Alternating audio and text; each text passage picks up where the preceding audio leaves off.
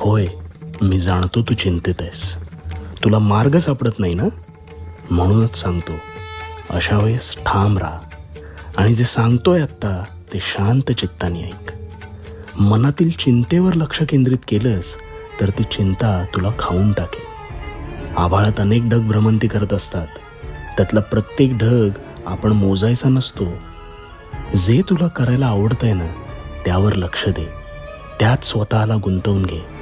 ही चिंता हळूहळू कधी दूर होईल हे तुझं तुला देखील कळणार नाही. जीवनात कधी दुःख आलं तर ते आपले दुःख आणि वेदना जगाला सांगत फिरण्यापेक्षा आपल्या घरातील जवळच्या व्यक्तीला सांग, जेणेकरून त्या दुःखाचा बाजार मांडला जाणार नाही.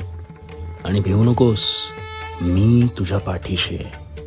भिवू नकोस, मी तुझ्या पाठीशी आहे.